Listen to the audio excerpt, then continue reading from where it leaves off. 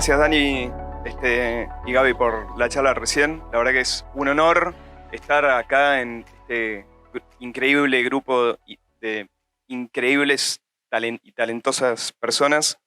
Eh, eh, y la verdad que queríamos cerrar el evento escuchando y reflexionando por un lado en cuál es el rol de los emprendedores en el país y en el mundo, ¿no? En un momento que el COVID ha acelerado tremendamente, digamos, y ha cambiado el mundo y realmente nos encontramos en una encrucijada en el cual realmente creo que los emprendedores tenemos un rol eh, mucho más protagonista del que teníamos hasta este momento. Y por eso queríamos cerrar escuchando a dos jóvenes, muy jóvenes, como un contrapunto por ahí de lo que hicimos hoy, de emprendedores consagrados y las nuevas generaciones que vienen y están aportando mucho al ecosistema y creo que están haciendo mucho para Argentina. Por eso queremos invitar a Agustina Locker y a Mateo Salvato. ¡Bravo! Sí. Mi nombre es Agustina Locker, tengo 28 años, nací en Zapala, Neuquén, y a los 17 me mudé a Capital a estudiar Ciencias Políticas y Relaciones Internacionales en la UCA. Tuve la suerte de conseguir el trabajo que yo creía de mis sueños en el Congreso de la Nación y después en la legislatura de la ciudad. Empecé a especializarme en economía y en finanzas en Ditel hasta que me di cuenta de que no era lo que me gustaba. Renuncié a mi trabajo en el Estado, pasé a trabajar a Epson, Argentina, a ver qué podía hacer con mi vida. Yo tenía 24 años en ese entonces y estaba como bastante perdida porque sentía que había perdido tiempo y plata en algo que no me generaba ningún tipo de satisfacción. En 2019, después de terapias y orientación vocacional y un mejunje de cosas, empecé a hacer un curso de Python y Machine Learning. No tenía idea de programación, mi hermano sabe bastante, me lo pasó, me gustó y a su vez apliqué una beca de Globant que tenía en ese entonces, la de Code Your Future, con Acámica, la gané.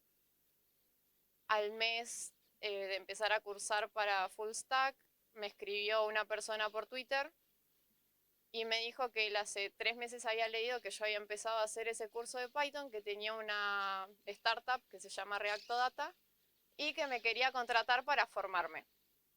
Yo obviamente pensé que me estaban jodiendo, porque ¿quién me va a contactar por Twitter por algo que yo había tuiteado hace 3 meses en una cuenta que era a medida que yo hice el proceso de cambio lo fui tuiteando porque sí, y resulta que después terminé siendo quasi influencer tech en tecnología. Ahora medio que me dedico en parte a dar cursos gratuitos y difundir búsquedas y difundir cosas y demás. Pero en ese entonces yo tenía, no sé, 5.000 seguidores y era como, bueno, vamos a ver. En un como evento de eso, de la Big Data Week, que la organizaba mi jefe, conocí gente de Clarín y de distintas empresas que aceptaron trabajar conmigo, incluso sabiendo que yo no sabía nada. Y ahora ya llevo 1 año y medio tratando de descifrar qué es el Big Data, pero voy. Así que entre eso y la cuenta de Twitter trato más o menos de ir manteniendo qué es lo que me gusta y de ir descifrando si para dónde quiero ir. Buenísimo. Bueno, gracias. Primero, muchas gracias por la invitación. Muy contento de estar acá y muy interesante todo lo que venimos conversando.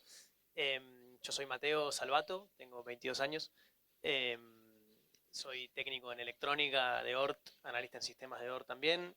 Actualmente haciendo el MBA en IAE. Como estudiante de Tecnicatura en Electrónica siempre pensé que me iba a dedicar a la ingeniería dura, siempre me gustó mucho la programación, todo lo que tenga que ver con el área técnica. Me dediqué a la robótica toda la secundaria, con un amigo fuimos los primeros en ganar el campeonato mundial de robótica israelí como país, digamos, representando a la Argentina, y mi camino iba por la robótica, y cuando terminé la secundaria pegó un volantazo de la nada, porque dije, che, toda la tecnología que me enseñaron en la escuela, campeonatos de robótica, concursos y demás, puede llegar a aportar un montón a una realidad injusta que yo en realidad con la que conviví toda la vida, pero me di cuenta de que era muy, por ahí no o fui muy egoísta y no le presté la suficiente atención creciendo. Y en ese momento, a los 17 años, me di cuenta de que toda esa tecnología que me habían dado y todas las herramientas que había aprendido estudiando la tecnicatura en electrónica podían llegar a hacer una diferencia para todos los alumnos de mi vieja, que es profesora de sordos e intérprete de lengua de señas hace 35 años, con lo cual yo me crié con chicos y chicas que sufrían un montón para hacer cosas que para mí, para todos nosotros son cotidianas, como escuchar esta conversación, por ejemplo, o pedir una dirección en la calle, hacer un trámite, ir a comer a un restaurante, o peor aún, porque esos son productos y servicios, hacer una denuncia, ¿no? O ir a un hospital público a hacer una consulta, largo, etcétera, que se pueden imaginar. Y de la bronca de decir, che, no puede ser que tenemos tecnología para que en este momento, mientras nosotros hablamos, hay un rover dando vueltas por Marte, sacando fotos y mandándolas en tiempo real a la Tierra, pero un sordo no puede denunciar un abuso familiar, ¿no? Como que me molestaba, me inquietaba bastante, así que decidí usar mi verano antes de empezar la facultad, donde, bueno, iba a estudiar ingeniería y me iba a meter full en lo técnico, para tratar de codear algo que pudiera ayudar a los 20, 30 alumnos de ese entonces de mi vieja, todo 2016.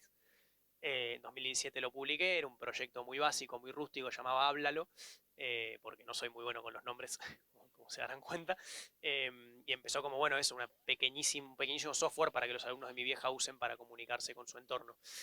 Y hoy, 4 años después, es una de las 5 aplicaciones inclusivas más usadas en el mundo. Ayudamos activamente a 135.000 personas con discapacidad, con todo tipo de discapacidades, desde sordera hasta parálisis cerebral, esclerosis lateral amiotrófica, afasias, traqueotomías, trastorno del espectro autista, apraxias, Cornelia de Lange y otras distintas discapacidades que van específicamente al área de la comunicación. Es una aplicación 100% gratuita que funciona en 55 países. Y hoy construimos una startup que se llama Asteroid, que se dedica a crear... es una startup que nosotros le decimos, o sea, es una startup for profit absolutamente, pero le decimos profit de impacto, digamos, donde lo que tratamos de hacer es generar capital, obviamente, con nuestros servicios y productos que tengan modelos de negocios satelitales a ellos, que nos permitan sostener la tecnología en el tiempo, pero que no dependan de cobrarle ni con datos, ni con plata, ni con publicidad, ni con nada a la gente con discapacidad que ayudamos. Y estamos en el camino por no ayudar a 130.000, sino 130 millones. Eso es un poco la proyección a la que queremos llegar. Y hoy somos 10 personas en la startup y bueno, ojalá siga creciendo. Eso es creo que un poco el resumen. Bueno, muchas gracias. Está claro que hay presente, pero también hay futuro, ¿no? Pensando un poco, ¿no? En este tema del rol de los emprendedores, ¿no? ¿Cuál creen que ustedes digamos, debería ser el aporte más importante o que pueden hacer los emprendedores en la transformación social? Creo que por un lado estamos dando cuenta de que hay un cambio muy grande en todo el tema educativo. O sea, yo estudié una carrera de grado, 2, eh, y sin embargo terminé tirándome a otro lado que crece tan rápido que una carrera de grado jamás sería capaz de mantenerle el ritmo. Es cursos y capacitaciones constantes, eh, y está bueno comunicar eso. O sea, yo como persona que vino del interior, allá estas cosas no se conocen, y de a poco es muy difícil explicarlo también. Mis papás cuando era como, bueno, voy a trabajar de desarrolladora de Python, ¿y qué es eso? Y cómo que por hacer cursos en internet podés conseguir un trabajo y podés crecer y podés convertirte en una profesional. Y creo que al menos lo que yo intento desde mi lado, con toda esa movida de buscar cursos gratis o buscar cursos accesibles y demás, de lo que sea, es llevarle a todas las personas que no tuvieron la suerte que tuve yo, unos papás que me puedan mantener 4 años en Capital Federal para estudiar una carrera, puedan buscarle la vuelta, y mientras trabajan o después de trabajar y demás, hacer cursos que en algún momento los lleven a trabajar para remoto, para empresas, tanto acá como afuera, sin tener que irse y sin saber que se están quedando atrás de un montón de cosas, de algo que un Estado lamentablemente todavía no puede comprender y mucho menos abarcar. Gracias. Coincido, obvio. Y yo creo también que en realidad, viendo, porque lo hablábamos el otro día, ¿te acordás que un poco la palabra emprendedor es como la que está de moda o que a veces se usa, porque de vuelta, ¿te acordás que lo conversábamos como a veces la palabra, no sé, en este país, no entiendo, yo no entiendo muy bien por qué, pero es un poco que se ha terminado de construir una mala connotación de la palabra empresario, como si fuera malo ser empresario. No sé.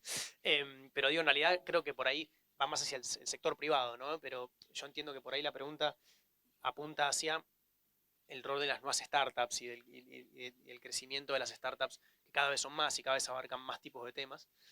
Y yo creo que, yendo por la misma línea que Aus, a mí lo que me parece es que yo creo que el sector, yo veo al menos de mi lado el sector privado como el motor central de cualquier sociedad, digamos, pero lo que tiene la movida de la ágil creación y escala de startups del estilo, por ejemplo, la nuestra, que se dedica a ayudar a gente con discapacidad y si no fuera por el contexto histórico que estamos viviendo, nunca hubiéramos podido ayudar a 130 lucas de personas en Bangladesh, digamos. Yo creo que lo que viene a hacer es, o el rol que trae es a democratizar un montón de cosas que tal vez sin el espíritu emprendedor es un concepto tal vez un poco quemado, ¿no? Pero entienden a lo que me refiero, ¿no? Sin el espíritu de inventiva, de resiliencia, de meterle para adelante, de remar y de no importa qué pasa, vamos para adelante, que tienen las startups de 3 personas que empiezan en un escritorio en Caballito y a ver a dónde llegan, eh, vienen a democratizar a lograr que ciertas cosas tengan mucho más alcance. Un poco siguiendo la línea que decía Aus, puedes hablar de la educación, puedes hablar de la inclusión, puedes hablar del empleo, puedes hablar de las oportunidades laborales, puedes hablar del comercio, puedes hablar de lo que sea. Yo creo que el rol es, si nos vamos a una perspectiva más abarcativa, es, digamos, modernizar el mundo, digamos, y si nos ponemos no como sociedad, sino nos vamos al balcón y lo vemos como especie, como sociedad, como comunidad que somos al final del día, llevarlo hacia el progreso, empujar el progreso, motorizar el progreso, y yo creo que la componente más grande que trae agregada este contexto histórico y por ahí nuestra generación liderando startups es un poco la conciencia un poco más abarcativa con respecto al resto de la sociedad, ¿no? O sea, lograr ese impacto, pero con mucha visión horizontal, digamos, siempre de buscar el impacto real, obviamente con el negocio asociado, pero yo creo que hoy los emprendedores y el emprendedorismo en general toma un rol muy grande de llevar adelante cambios socioculturales o en el mercado de distintos puntos de vista que son necesarios y que motorizan cambios que son positivos para la humanidad. Perdón, algo más. Otra cosa que también me di cuenta, más que nada por lo de la cuenta de Twitter, es que nuestra generación no está tan temerosa al fracaso. O sea, para nosotros probar algo y que salga mal, ya sea una carrera, un proyecto, lo que sea, es como, bueno, está bien, lo dejo de lado y ya está. Y algo que yo noto en gente más grande que a veces me escribe y me dice, yo tengo 42 años y estudié, no sé, algo que no me gusta. Y la verdad es que tengo mucho tiempo, mucho miedo al cambio y no me animo. ¿Y vos qué opinás? Es como, si no sos feliz, o sea,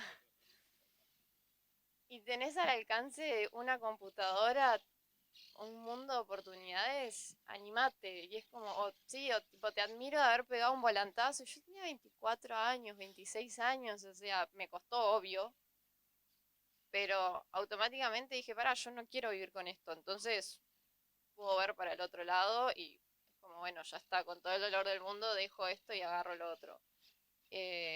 Y eso también es como que es lo que me gusta transmitir, que no está mal fracasar y no está mal que te salga algo mal. Es simplemente, bueno, no se dio de la forma, no era el tiempo, el lugar, a otra cosa y ya se verá. Totalmente.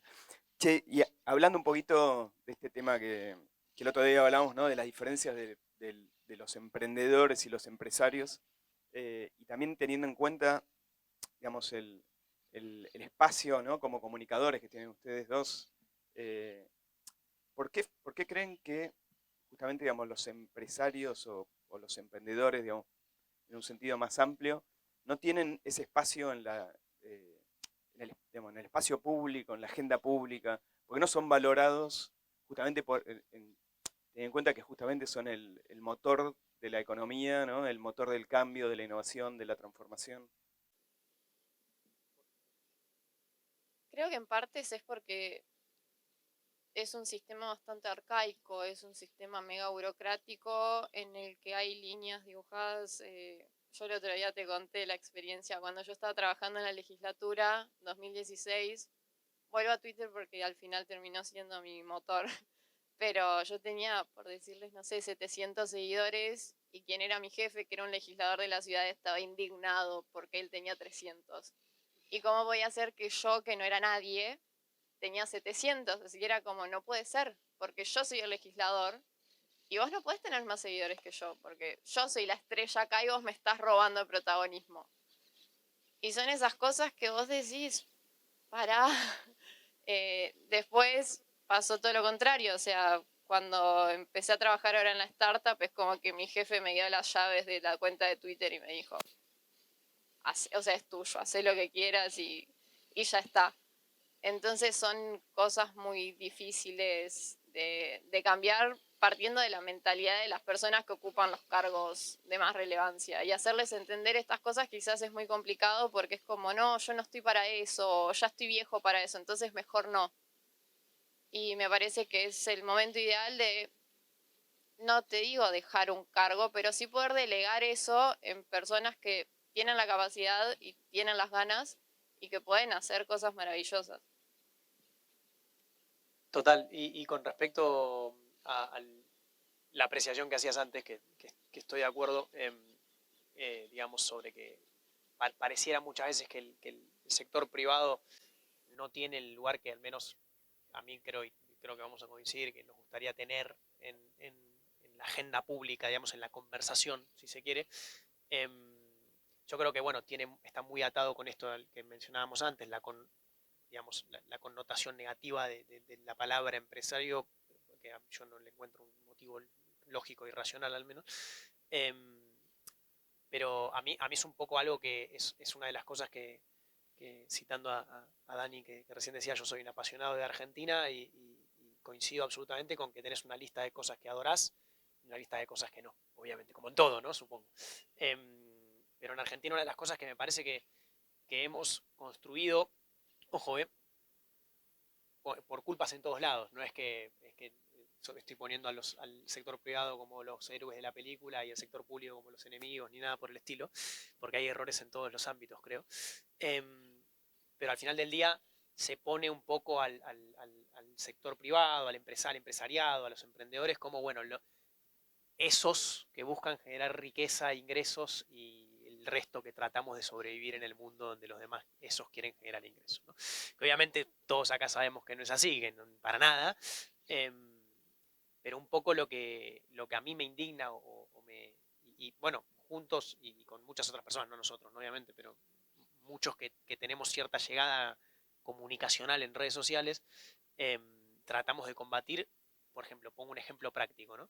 Y de vuelta, sin entrar en ninguna clase de apreciación política partidaria, porque no me gusta ni creo que haga la conversación, pero pongo un ejemplo práctico, como me acuerdo, y justo lo mencionamos acá en un momento, hace nada sucedió, bueno, obviamente la viral y muy conocida adquisición de OutZero, por $6.500 millones, si mal no recuerdo.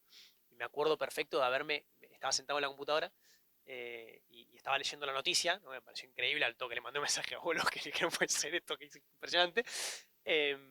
Y todos los medios, todos los canales de televisión, todo el mundo estaba en la tele pasando al mismo tiempo una frase, no me acuerdo ni cuál, que había dicho la vicepresidenta de la Nación, digamos. Que está bien, obviamente es relevante, ¿no? La vicepresidenta de la Nación. Pero nadie estaba hablando al respecto. OutZero no estaba en ningún lado. Digamos, había salido en algunos portales online, pero es como que yo sentía, loco, esto tiene que ser cadena nacional. O sea, ¿cómo puede ser? O no sé, Mercado Libre cruza la capitalización de mercado histórica X. Y estamos todos los geeks y todos los que amamos a Mercado Libre y a las startups en Twitter, che, Mercado Libre pasó esta capitalización. Y prendés la tele y no lo dice nadie, digamos, los medios tradicionales. Y ahí te muestra un poco esa brecha que me parece que vos describías, ¿no? Esa brecha en que la conversación, hay una gran masa de personas y más que nada por ahí nuestra generación como driver, como tratando de tirar la conversación para otro lado, digamos. Y hay un montón de actores que por distintas razones, puede ser ignorancia, puede ser que no encuentran, que obviamente no tienen conveniencia en que los temas sean esos, y etcétera, la tiran para el otro, ¿no? Pero bueno, como lo vemos en el caso que me gustó mucho, el panel de cripto y con otras tecnologías y demás, yo creo que el que va a terminar ganando es el poder más grande, digamos. Pero Pero ¿no crees también que hay como cierta responsabilidad del propio sector sí, privado? Porque digo, también hay, total, el espacio lo ocupa el que lo, total. ¿no? O sea, Quería justamente porque fue la conversación que tuvimos, quería cerrarte con eso, que es, no podemos pretender que esa falta o, digamos, espacio vacío del sector privado, de la tecnología, de las startups, de quienes estamos todo el día craneando y laburando este tipo de cosas, es solamente por culpa de los comunicadores o del sector público, del legislador, digamos. Que en parte seguramente sí. O sea, esa era la primera mitad de la descripción, seguro que sí. Pero me parece que hay toda una parte de, bueno, ayornarse y esforzarse por hacerlo, digamos, porque definitivamente coincido con vos. No, o sea, no podemos para mí sentarnos y decir, bueno, es un problema de los demás, sino decir cómo hacemos para cambiarlo y para que... sacar la cabeza, ¿no? No me Total. acuerdo quién decía hoy, ¿no? Esa imagen de la guillotina horizontal. Sí, Di- Bueno, digo, justamente, digo, es un problema como sociedad, pero creo que nosotros también somos total, responsables de cambiar esa lógica. absolutamente. Y bueno, y para salir un poco digamos, de lo conceptual y entender, digamos, ¿cuáles creen ustedes que son los problemas, digo, más importantes de nuestro país, ¿no? En el cual realmente se debería poner foco? Inclusión, es un país inmenso con gente dispersa en todos lados y capitales Silicon Valley al lado de todo lo que es el resto. Inclusión y educación para mí son las bases.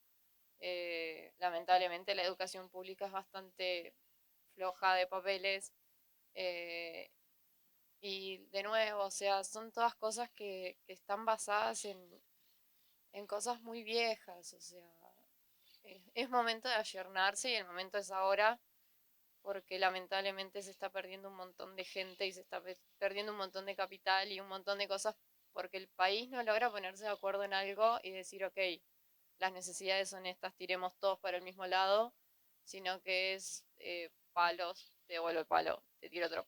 Y en base a eso no se puede construir, o sea, si la base no es sólida y si no nos ponemos de acuerdo en los puntos más claves, que para mí es ya a esta altura educación de jóvenes, también inclusión financiera y educación financiera desde ya. Es algo que a mí me gusta y me interesa un montón, pero son todas cosas que yo desde nunca vi, recién lo descubrí porque me mudé a Capital. Si no, es algo que jamás se me hubiese ocurrido. Y de nuevo, o sea, creo que si eso no entra en la agenda ya o no lo hacemos entrar en la agenda, vamos a estar bastante complicados en muy poco tiempo. Mateo. Mira, bueno, coincido, retweet, absoluto, y favorito ya que estamos. Y compartir. Perdón. No, pero fuera de joda, coincido totalmente. Yo, la primera respuesta que se me viene en la cabeza cuando haces esa pregunta es educación. O sea, todos los problemas son problemas de educación. Lo dijo un chango bastante más inteligente que yo. Y coincido.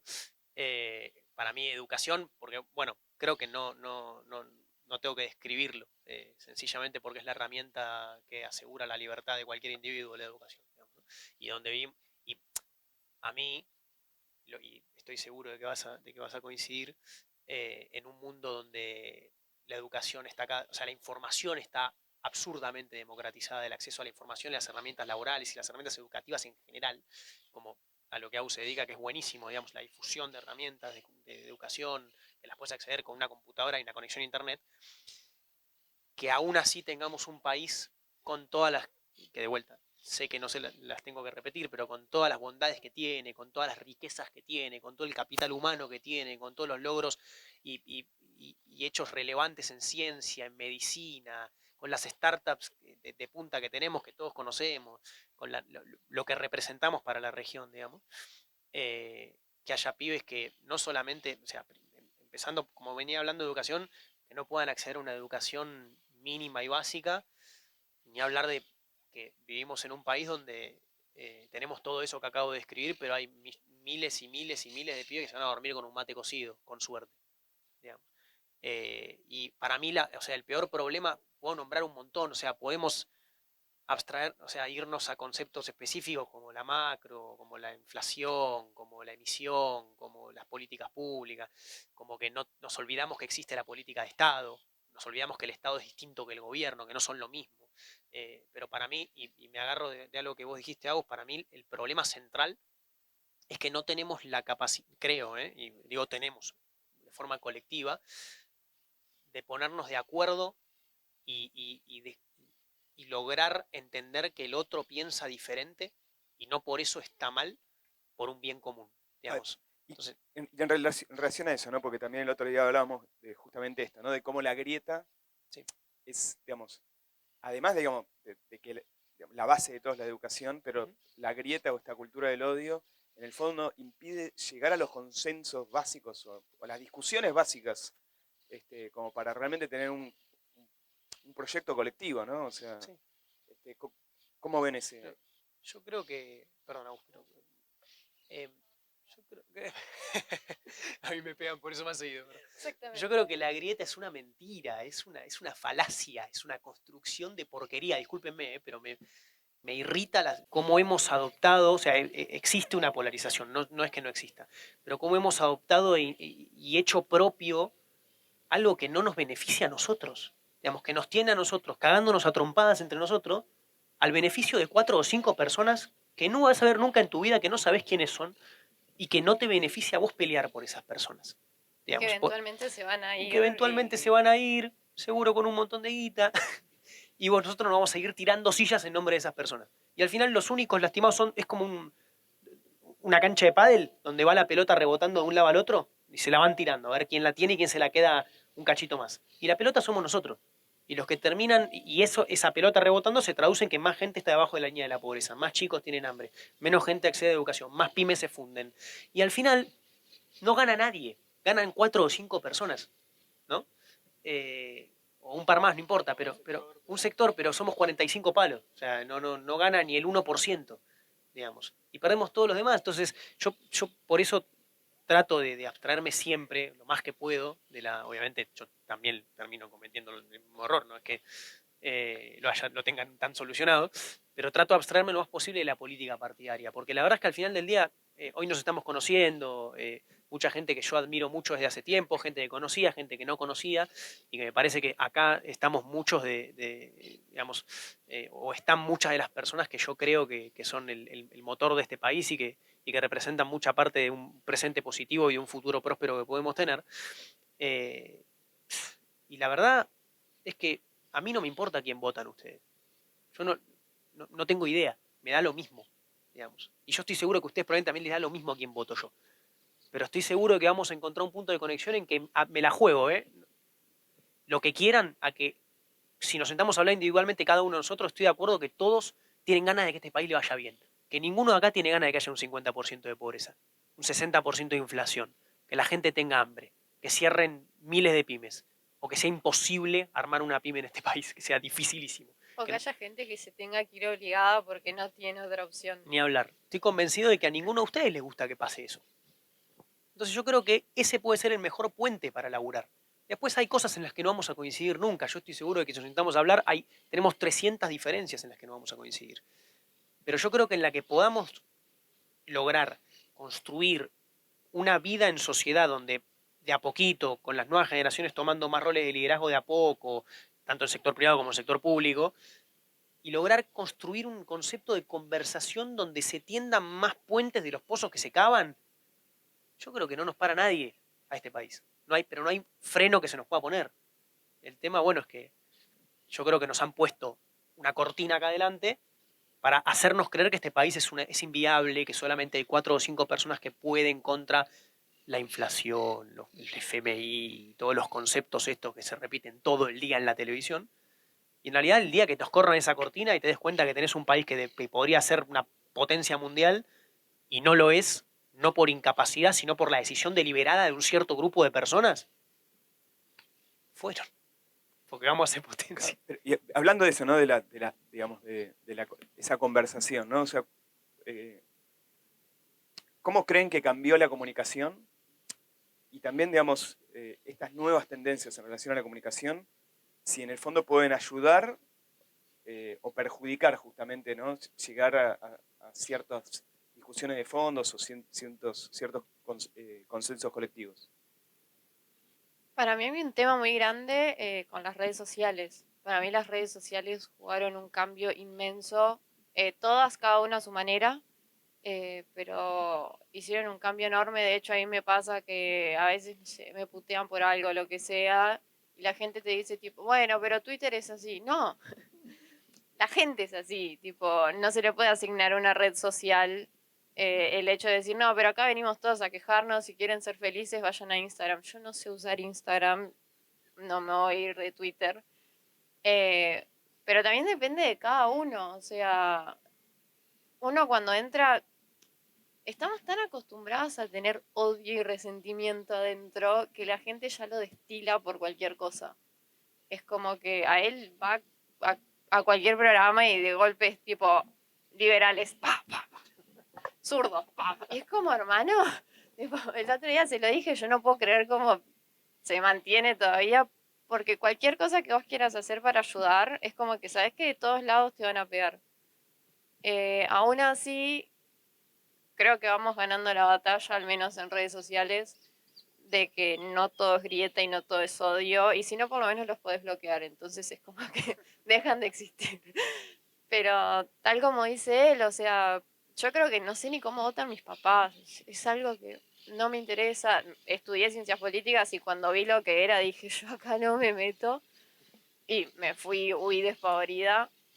Porque lo que yo necesitaba era la tranquilidad mental de no tener que estar sufriendo de esa forma, de que todo es un Boca River constante para todo, porque no le hace bien a nadie. O sea, hay que enfocarse en construir en base a lo que tenemos en común, porque ninguna diferencia creo que es tan inmensa como para generar esa cultura de odio constante de no, yo con vos no voy a hablar porque votaste.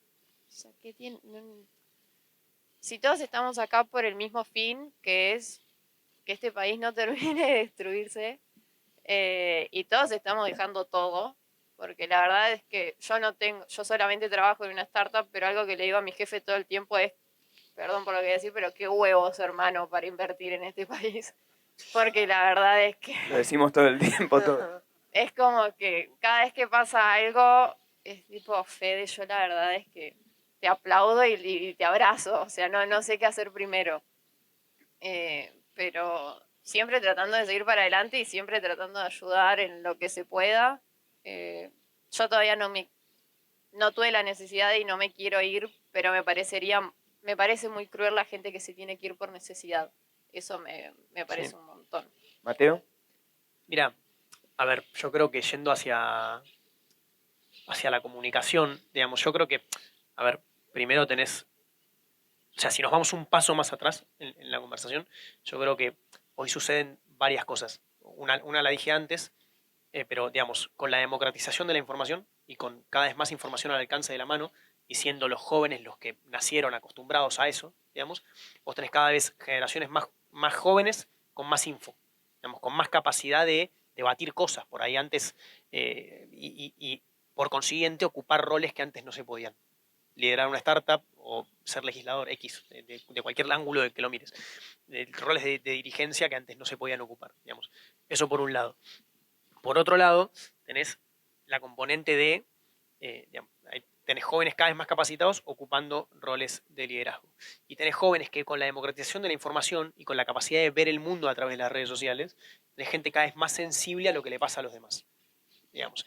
Y también tenés un periodo, creo que es un periodo medio bisagra de la historia que estamos viviendo con respecto a la tecnología, que es, nunca fue tan alto, no significa que sea superior, pero nunca fue tan corta, quiero decir, la brecha entre lo que un adulto le puede enseñar a un pibe. Digamos, todavía es más, obvio, y para mí siempre lo va a ser, por experiencia, expertise, lo que un adulto le puede enseñar a un pibe, pero nunca estuvo tan cerca. Por ahí para mi viejo, cuando mi viejo tenía mi edad con mi abuelo, era esto. El abuelo estaba acá, mi viejo estaba acá. Y hoy, en materia de lo que le podía enseñar uno al otro, yo creo que hoy está acá, digamos. Y eso genera que hoy los jóvenes tienen la posibilidad de liderar conversaciones, cosa que antes era mucho más complejo que pasara. Entonces, ahí tenés como un cambio de paradigma de la comunicación, y muchas veces la comunicación está driveada por de qué hablan los jóvenes, o qué reclaman de que se hable, o qué se reclaman en las redes que se hable.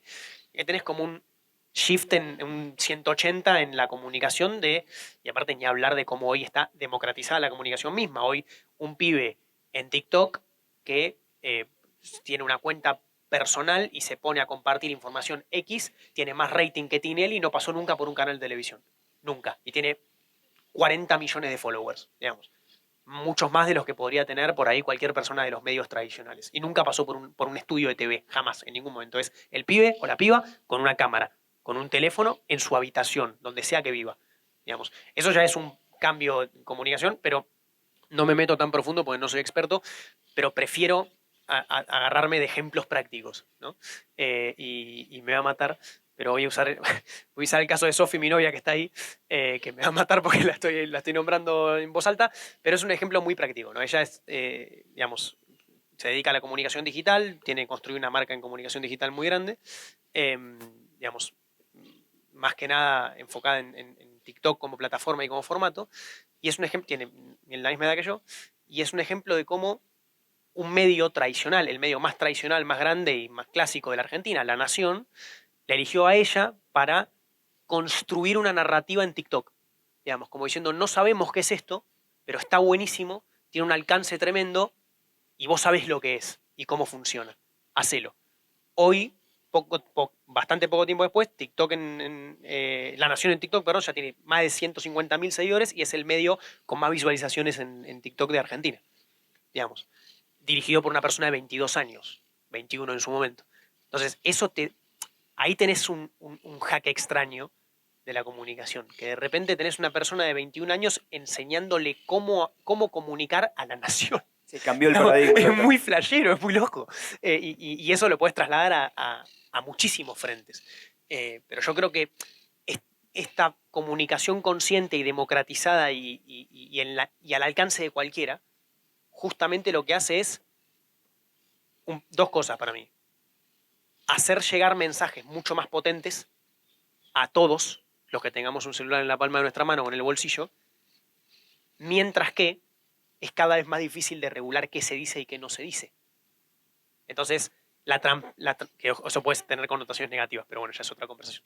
Pero por la fake news y otras cosas. Pero ahí tenés bueno, explota una bomba en X lugar, el gobierno no quiere que alguien se entere, se van a enterar igual. ¿Ves? Y eso es algo que para mí está un poco moldeando y no tengo ni media respuesta ni idea de cómo va a resultar en el futuro próximo, pero yo creo que esos últimos ejemplos son un poco lo que moldea la plastilina de qué va a ser el mundo dentro de las próximas décadas. Buenísimo. Y les hago la última pregunta antes de pasar el micrófono y abrir la discusión. Específicamente ustedes, ¿son optimistas o pesimistas sobre el futuro? Y al mismo tiempo, digamos, ¿y qué piensan que en general son los jóvenes, ¿no? ¿Son más pesimistas o más optimistas? Es difícil. Yo todavía optimista, pero sí no puedo negar que el 60% de mi grupo de amigos, si no se fue, ya está con un pie en Ezeiza. No soy quien para juzgar qué hacen ni por qué. Sí me duele un montón, no solo por la distancia y la amistad, sino porque realmente se hayan visto en el lugar de o me voy o no arranco. A mí Argentina me encanta, me parece un país maravilloso, me parece de una calidad humana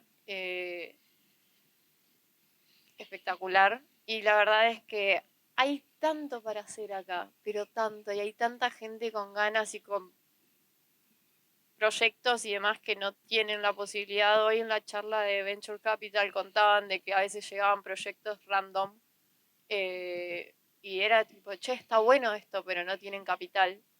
Entonces es tanto lo que hay por hacer que la verdad es que estaría bueno que empecemos desde el lugar que cada uno puede hacerlo. A mí, por ejemplo, medio me salvó Globant y mi jefe que confiaron en mí, me dieron una beca y me dieron trabajo. En noviembre del año pasado, de hecho, Martín Migoya me nombró en un hilo de Twitter como los jóvenes, vos también estabas, los jóvenes que que están trabajando en la educación y en los proyectos de Argentina, en la economía del conocimiento. Entonces, que Martín Migoya sepa que yo existo, para mí, es más, fue 4 días antes de mi cumpleaños y mis amigos me imprimieron el tweet en una taza y me lo regalaron. Porque que alguien así sepa que yo existo, era como, llegué. Tipo, en 1 año y medio hice, también di una charla para la comunidad de Pie Ladies de London y varias cosas más, y todo eso me pasó en 1 año y medio. Entonces, me pasó porque yo me visualicé en Twitter. Hay mucha gente que no lo hace o que no puede o lo que sea, y a esos es a donde tenemos que llegar. A todas esas personas que tienen un potencial enorme y que o no tienen las herramientas o todavía no las conocen o tienen necesidades básicas que todavía no están cubiertas como para poder ponerse a pensar en esto. Y ahí es donde tenemos que llegar. O sea, a mí me encantaría, y es lo que estoy tratando de hacer, y ahora por suerte me están apareciendo varios proyectos, pero ya hasta hace un mes, hasta hace 2 semanas que él me invitó. eh, me invitó él y me cayeron todos los proyectos, tipo, gracias. Pero hasta hace 2 semanas... Le tocaste la panza, Pablo. me empezaron a aparecer un montón de cosas en las que yo misma me voy a exponer a llevar hasta donde a mí me dé lo que yo pueda. Y si yo puedo, creo que al menos todos los que estamos acá también podemos aportar nuestro granito de arena. No importa la edad, no importa qué cargo tengas, o sea, nos la rebuscamos, no pasa nada. Pero es por ahí, es empezar a decir, bueno, ¿qué puedo hacer yo para que todo esto que tenemos pueda salir adelante y no termine de romperse? Mateo.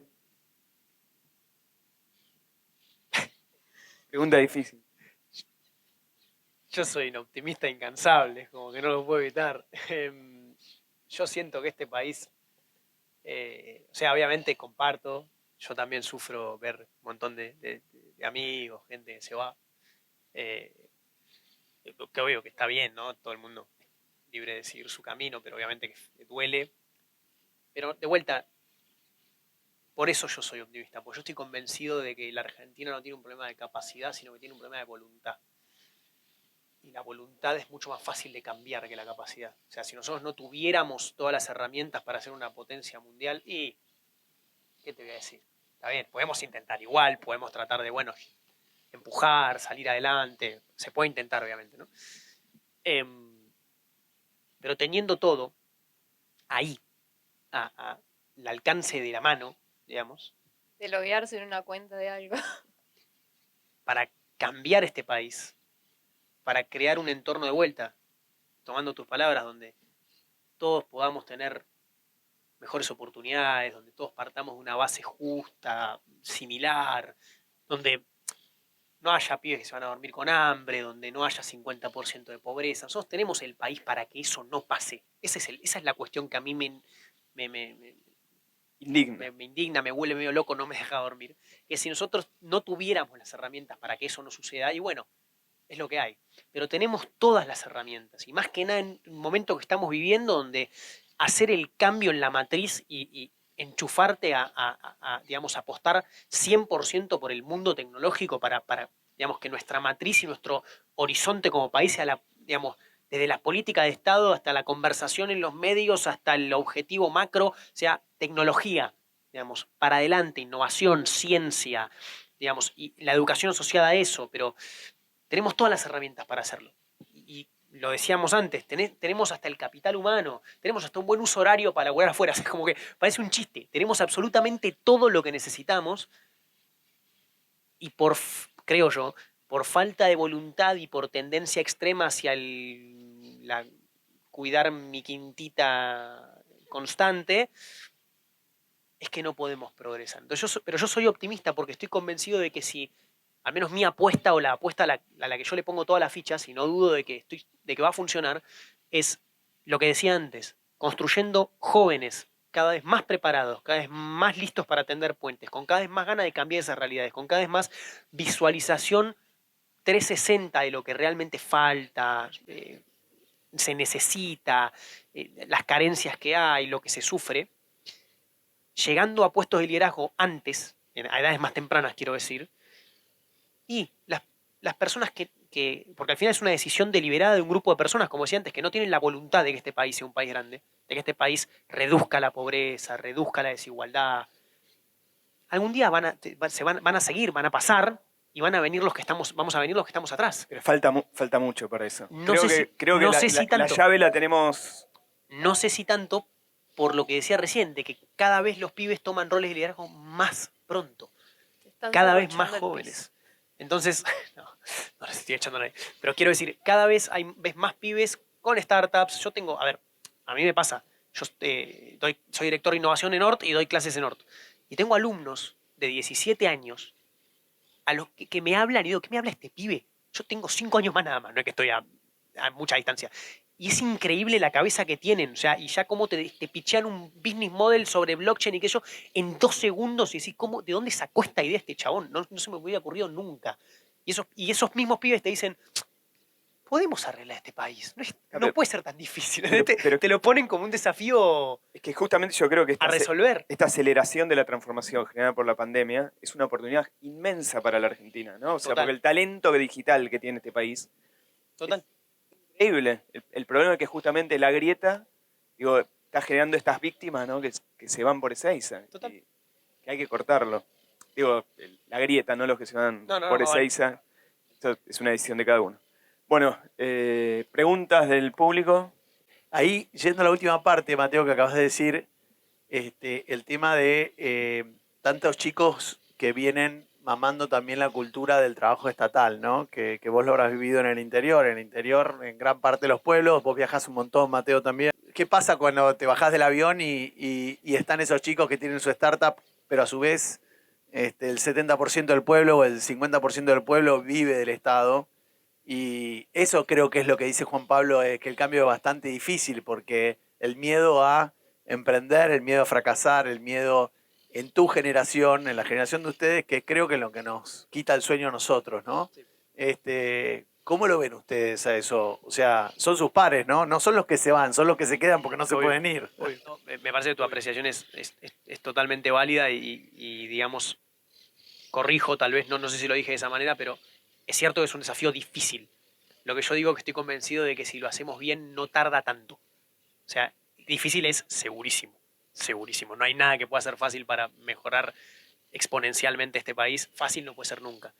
Pero lo que yo estoy convencido es que es cierto la realidad que vos describís y es muy cierto en muchos rincones de nuestro país. Digamos, es algo bastante generalizado.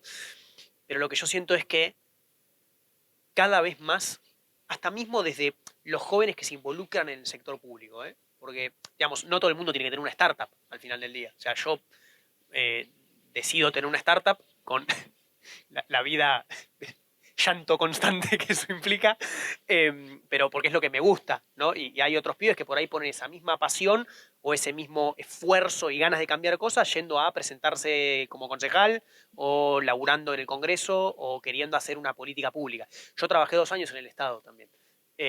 Después me fui y valoro la experiencia, no me interesa volver, pero fue algo que me hizo crecer un montón y fue en realidad lo que me llevó a conocer muchísimas realidades que no conocía, digamos. También a llevar cambios por la capilaridad, obviamente, que alcanza el Estado muchas veces, a un montón de lugares. Lo que yo creo es que, si lo ponemos de vuelta el paso anterior, lo que es generalizado en nuestra generación es el hambre de cambio, el hambre de ver cómo en el resto del mundo las cosas son diferentes. O sea, hoy no tenés manera de poner un filtro a eso. Bueno, China tiene, pero eso es otra conversación. Digamos, nosotros no tenemos una manera de poner un filtro a cómo se vive en el resto del mundo. Lo ves en Google Maps, o sea, literalmente no tenés que hacer nada. Lo ves y se ve en todos los canales sociales, en los medios, se distribuye. Lo que yo creo es que hoy al menos se encuentra, es cierto que hay mucho pesimismo para con el país, hay mucha desilusión para con el país, con lo que se nos deja, hay mucho desencanto con cómo se vinieron haciendo las cosas durante el último tiempo, segurísimo, pero hay mucho hambre de loco si las cosas se pueden hacer bien. Eso es lo que yo siento que se comparte. Y comparto con pibes de Ort, con pibes de Capital o con pibes de Resistencia o de Tolwyn o de Posadas, de te sentás a hablar y es, bueno, yo desde mi municipio, o yo desde la gobernación, o yo desde mi startup, o mi pyme, o la pyme de mi viejo, o la corpo, pero algo distinto hay que hacer. Digamos, después podemos estar en desacuerdo de qué es lo que hay que hacer y qué es lo que no hay que hacer. Pero yo creo que hay una apuesta válida en trazar puentes en esa generación, en la nuestra, en el 25, 26, 18, 20, y decir, loco, está bien, todos tenemos nuestras opiniones diferentes, pero tenemos un potencial acá de, si nos ponemos un cachitito más de acuerdo que los que vinieron antes, podemos llegar a meter una ficha muy grande. Digamos, no digo que vamos a hacer Noruega mañana, porque tampoco es una utopía tan grande, pero yo estoy seguro que podemos mejorar exponencialmente nuestra vida en sociedad en realidad, porque al final del día lo que es extremadamente tóxico es cómo vivimos. Es como todo el tiempo estás con la guardia alta y estás esperando que te venga la piña por decir Exactamente. cualquier cosa. Cualquier palabra que digas es pum, de un lado o del otro. Digamos, no sabes de cuál te viene. Yo creo que nuestra generación tiene ganas de que eso no pase. Estás un poco, no sé qué opinamos, pero yo creo que hay un hartazgo generalizado. No, comparto en eso y también comparto que para mí es clave la comunicación. O sea, el darle a entender a todas esas personas que se quedan y que me acabo de comer una S tremenda, perdón. A todas esas personas que se quedan y a quienes, sea el puesto que sea, o sea, el hecho de poder conocer que podés seguir trabajando ahí, pero que tenés todas estas herramientas para poder mejorar eso y después si tenés ganas escalar o no, o mejorar tu puesto, eso para mí es clave. Yo parte de la cuarentena, 3 meses me fui a Zapala, a lo de mis papás, porque estaba acá sola en un monoambiente y cuando Capital dijo se vuelve a fase cero, dije no conmigo. Me subí a un taxi y viajé 23 horas hasta mi casa. Y cuando llegué allá, me acuerdo que al toque hubo una nevada enorme y terminé saliendo en TN, tipo, o sea, fue todo un flash. Pero ahí es como que gente de radio se dieron cuenta de que yo estaba allá, me empezaron a hablar, qué sé yo, terminamos hablando en Twitter y en una radio. Y al día siguiente me llegaron 200 mensajes de gente diciéndome, che, no sabía esto. No sabía que por una cuenta en Udemy y por 800 pesos podía comprar un curso para, justo estoy haciendo un emprendimiento y necesito esto, o justo estoy trabajando en tal lado y me gustaría ver cómo agilizar esto o automatizar esto. Y son 200 personas por una nota de una nevada en TN. O sea, y de esos mensajes me llegan todos los días, todo el día. Ayer le contaba a él que me ha pasado que voy a algún lado a comer y de la nada viene alguien y me abre mi foto de Twitter y me dice, tipo, esa sos vos. Uy. Y sí, soy yo y es como, gracias, porque le pasé tu curso a mi prima, le pasé tu curso a mi cuñado, yo hice un curso, mi nene de 12 años está fascinado con Python. Y esas cosas a mí es como que ya está, o sea, es realización total.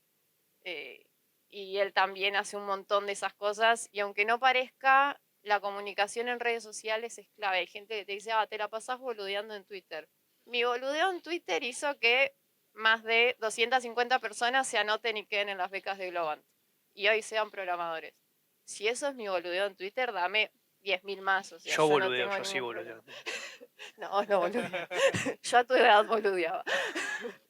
Entonces, si a las personas que se quedan las podemos ayudar así sea con eso, es un avance. No digo que se solucione el problema porque es heavy, pero es como que vamos empujando a donde quizás podamos llegar y eso ya es un montón. Agus y Mateo, primero sus deseos y después los aplaudimos como se merecen. Un budito para Mateo. Tremendo, che, alto Buda, ¿eh? Un budito para- Va a quedar re bien en el para vos monoambiente hay que no tiene una Sí, decoración. Ahí tenés que tocar la pancita. Ah. Para que- ahí. 3 veces.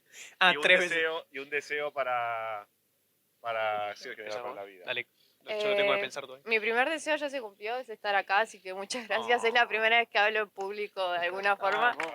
así que gracias. Acá tira el Buda. El segundo deseo es la igualdad de oportunidades. Muy bueno, me encantó. Bueno, yo creo que sí. Uno, ¿no? Uno. Perfecto, los otros dos me lo guardo.